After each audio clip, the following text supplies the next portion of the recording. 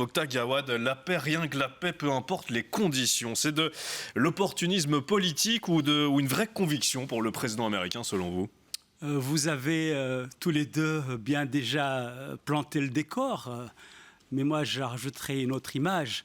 Zelensky voulait des Tomahawks, il a reçu en pleine figure énormément de missiles, des paroles rapportées par le Financial Times et le Washington Post auxquelles vous faisiez allusion, démontrent justement que l'administration américaine est dans une espèce d'inconstance, une espèce de tergiversation, d'indécision.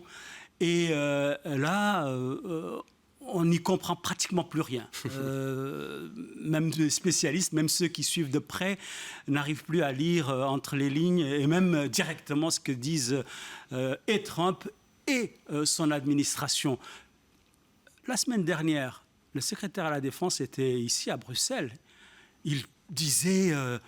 vous allez voir, si la Russie n'y va pas pour la paix, on va mettre ce qu'il faut.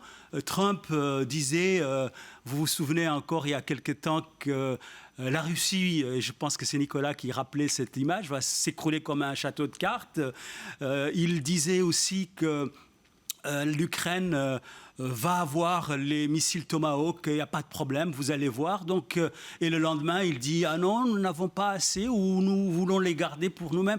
Tout cela est assez, j'allais dire, flou, mais méfions-nous de cette espèce d'imprécision. Le jeu américain, il joue un peu sur ce que chacun veut tirer de ce qu'il entend.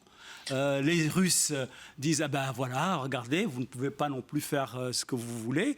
Et les Européens disent « Nous ne pouvons pas compter sur le soutien indéfini et total des Américains ».